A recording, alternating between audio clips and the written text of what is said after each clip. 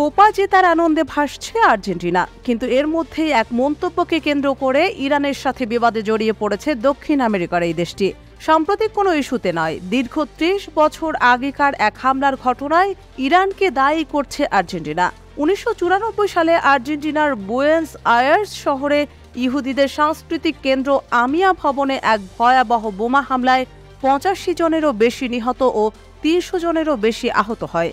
এই বোমা হামলার ঘটনায় ইরানি নাগরিকদের জড়িত থাকার গুরুতর অভিযোগ করেছেন আর্জেন্টিনার প্রেসিডেন্টের মুখপাত্র ও বিচারমন্ত্রী মারিয়ানো পুনিও লিবারোনা। তবে তার এ অভিযোগকে ভিত্তিহীন দাবি করে তীব্র নিন্দা জানিয়েছেন ইরানের পররাষ্ট্র মন্ত্রণালয়ের মুখপাত্র নাসের কানানি।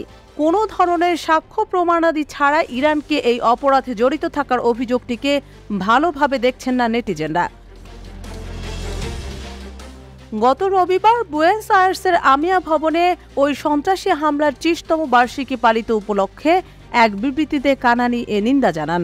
পাশাপাশি তিনি এই ঘটনায় হতাহতদের পরিবার পরিজনদের প্রতি শোক ও সমবেদনা জানিয়েছেন। ইসরায়েল ও এর সহযোগী কোনো মহলও সম্প্রতি ওই হামলায় ইরানের জড়িত থাকার অভিযোগ তুলেছে, কোনো প্রমাণ দেখানো ছাড়াই। অধিকৃত ফিলিস্তিনে ইসরায়েলি অপরাধযজ্ঞ থেকে বিশ্ববাসীর দৃষ্টি অন্যদিকে সরিয়ে নিতেই ওই অভিযোগ তোলা হয় বলে দাবি করেন কানানি। এছাড়া ইসরায়েলের সাথে মিলে আর্জেন্টিনা ইরানের বিরুদ্ধে ষড়যন্ত্র করছে বলেও মতামত দিয়েছেন কেউ কেউ। ইরানের পররাষ্ট্রমন্ত্রী নাসের কানানি বলেছেন, ওই ঘটনার বিষয়ে সত্য তুলে ধরা ও ওই মামলার নিষ্পত্তি তখনই সম্ভব যখন সংশ্লিষ্ট পক্ষগুলো নিজেদেরকে রাজনৈতিক উস্কানি থেকে দূরে রাখবে এবং তৃতীয় পক্ষের হস্তক্ষেপ প্রতিরোধ করবে। তিনি এই সময় ইরান বিরোধী বক্তব্য ও তৎপরতা থেকে দূরে থাকতে আর্জেন্টিনা সরকারের প্রতি আহ্বান জানান।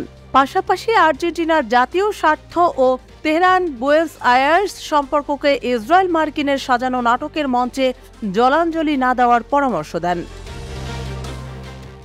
আর্জেন্টিনা এমন সময় ইরানের প্রতি অভিযোগ আনল যখন দক্ষিণ আমেরিকার আরেক গুরুত্বপূর্ণ দেশ ব্রাজিলের প্রেসিডেন্ট ইসরায়েলের বর্বরোচিত হামলা নিয়ে নিন্দা জ্ঞাপন করে যাচ্ছেন। ইতোমধ্যে ইসরায়েল থেকে তার দেশের রাষ্ট্রদূত প্রত্যাহার করে নিয়েছেন ব্রাজিলের প্রেসিডেন্ট।